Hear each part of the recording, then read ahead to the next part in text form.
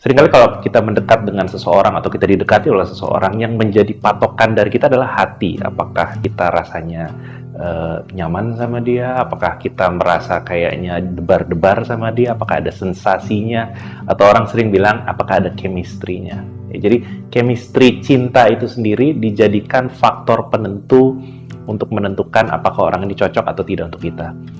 Nah, menurut kita di kelas cinta itu tidak tepat, itu tidak baik. Kenapa? Karena yang namanya euforia cinta atau chemistry itu sangat tergantung pada mood, sangat tergantung pada keadaan. Itu bisa berubah-ubah, sama seperti perasaan kita berubah-ubah. Kalau kita mau masuk kantor, kadang ada hari-hari kita semangat kantor, kadang ada hari-hari di mana kita malas sekali, bahkan ada hari-hari kita merasa pengen keluar dari kantor itu. Jadi manusia kerap berubah. Jadi kalau kita landaskan keputusan pemilihan pasangan hidup berdasarkan perasaan itu, perasaan cinta, perasaan sayang, itu adalah landasan yang tidak baik, goyang. Itu seperti tanah berpasir yang labil sekali, mudah dipengaruhi oleh banyak hal. Misalnya, kalau kita pikir kita sudah cinta, lalu suatu saat pasangan kita melakukan hal yang menyakiti hati kita, berarti cintanya hilang dong.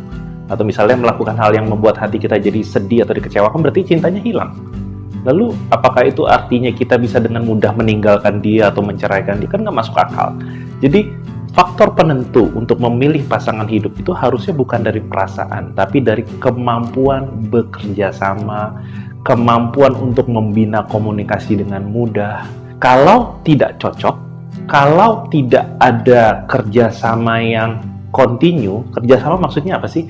Mudah dibilangin, mudah ditegur, mudah diajak, mudah diingatkan, dan sama juga dia juga mudah mengingatkan kita, mudah untuk menegur kita, mudah mengarahkan, menginstruksikan kita.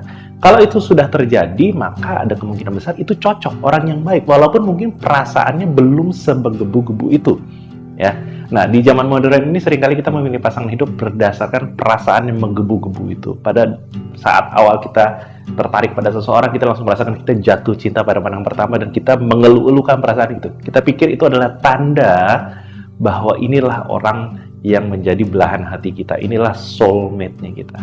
Padahal jatuh cinta itu mudah sekali terjadi dan akan terjadi seumur hidup kita. Walaupun kita sudah mencintai pasangan kita, walaupun kita sudah menikah, kita sudah pacaran bertahun-tahun, ada kemungkinan kita jatuh cinta sama orang lain. Jadi cinta bukan faktor penentu. Kalau kita flashback ke generasi yang di atasnya kita, orang-orang tua atau kakek nenek, mereka ketika menikah itu biasanya tidak ada perasaan yang kita bilang cinta itu. Orang biasa mereka baru bertemu beberapa minggu, bahkan ada juga yang baru bertemu di hari pernikahannya, karena mereka dipaksa atau diatur oleh orang tuanya. Jadi perasaan cintanya belum ada, belum tercipta.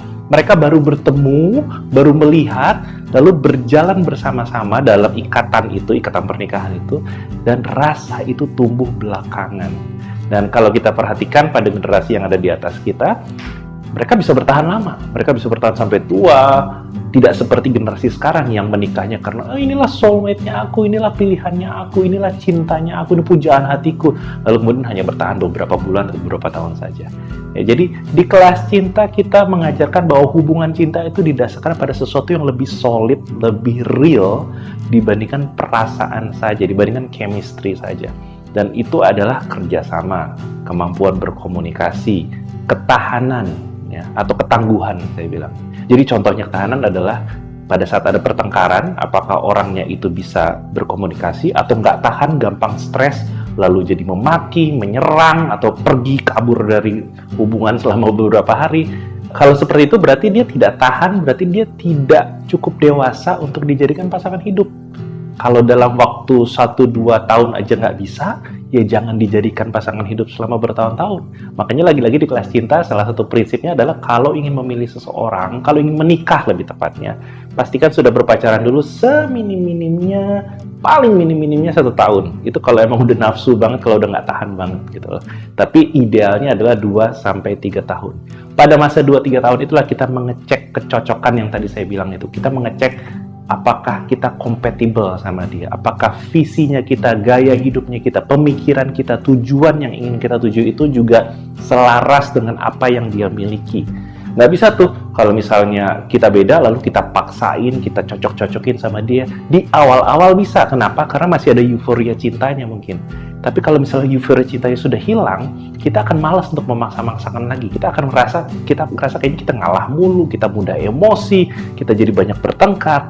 Jadi kalau memang sudah tidak cocok dari awal, ya tidak perlu dipertahankan sampai lama, apalagi sampai dinikahi. Justru pemikiran-pemikiran bahwa kalau nikah nanti akan jadi lebih baik, kalau nikah orangnya akan berubah, itu adalah prinsip yang cukup sesat dan beresiko tinggi. Akan menyiksa Anda, akan menyiksa pasangan Anda juga, dan yang paling ngeri adalah menyiksa anak-anak kalian berdua. Jadi berarti soal masalah memilih pasangan hidup, kriteria apa sih yang ingin dicari, yaitu sesuai dengan selera masing-masing. Tapi yang pasti jangan didasarkan pada perasaan jatuh cintanya itu sendiri, kayak perasa nyaman menggebu-gebunya. Itu bisa muncul belakangan kok. Itu bisa diolah belakangan, karena prinsipnya di kelas cinta adalah hasil investasi. Jadi seiring Anda berjalan dengan orang yang sudah Anda pilih, orang yang benar-benar terbukti kompatibel sama Anda, perasaannya akan tumbuh. Perasaan bersahabatnya, perasaan bergairahnya, perasaan sayang, cinta, memiliki, bahkan sedikit posesif, itu belakangan bisa muncul, jangan dari depan. Kalau sudah muncul dari depan, dikhawatirkan itu cuma asmara saja. Dan asmara bukan alasan yang baik, bukan pengikat yang baik malah untuk sebuah hubungan yang sifatnya puluhan tahun ke depan.